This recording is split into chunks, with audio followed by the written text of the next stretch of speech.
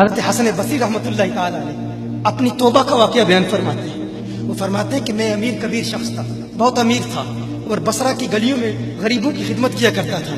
اچانک میں نے ایک حسین عورت کو دیکھ لیا اور میں اسے دیکھتا ہی رہ گیا۔ اس عورت نے مجھے کہا اما تشتہی، تجھے شرم نہیں آتی؟ میں نے کہا ممن، کس سے شرماؤں؟ اس نے کہا وہ جو آنکھوں کی خیانت کو دیکھتا ہے اور دلوں کے پوشیدہ رازوں کو جانتا ہے، تجھے شرم نہیں آتی؟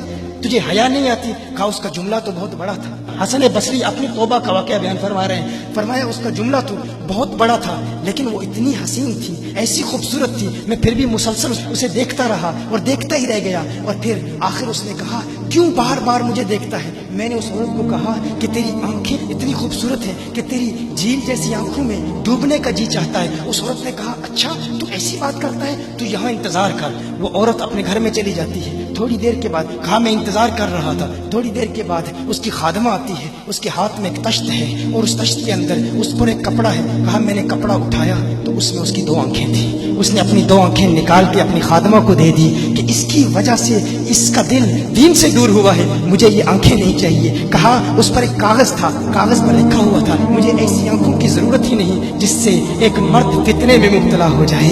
میری بہنیں جو اس گفتگو کو سن رہی ہیں، ان کی بارگاہ میں بھی عرض ہے، وہ بہنیں جو گھنٹوں آئینے کے سامنے کھڑی رہتی ہیں فقط اس نیت سے کہ اپنے بالوں کو یوں سنواریں کہ مردوں کو فتنوں میں مبتلا کریں، یا کسی دکان میں جا کر کپڑے خریدتے وقت ان کے ذہن میں فقط یہی خیال ہوتا ہے ایسے کپڑوں کا انتخاب کریں گی کہ جن سے مردوں کو فتنے میں مبتلا کریں گے۔ یہ بھی امت کی بیٹی ہے جس کی ایک ادا سے ایک شخص ولی کامل بن گیا، حسن بصری بن گیا۔ حسن بصری فرماتے ہیں جب اس کی آنکھیں دیکھی میں تحکم کھو بیٹھا، میں زار و قطار رو رہا تھا۔ روتے ہوئے میں گھر چلا گیا، پوری رات میں روتا رہا، پوری رات توبہ کرتا رہا، استغفار کرتا رہا۔ حسن بصری فرماتے ہیں فجر کی اذان سنی، اچانک خیال آیا اس عورت کا شکریہ تو ادا کروں کہ جس نے اپنی آنکھیں میرے لیے، میرے دین کے لیے، میرے ایمان کے لیے اور توبہ پر استقامت کی خاطر قربان کر دی۔ کہا میں اس کے گھر گیا، جو ہی اس کے گھر پہنچا تو ادھر اس کا جنازہ نکل رہا تھا، اس کی موت واقع ہو چکی تھی۔ کہا میں رات گھر آیا، میں رات سو گیا، میری آنکھ بند ہوئی، میں نے اس عورت کو خواب میں دیکھا۔ میں نے کہا کوئی نصیحت کر۔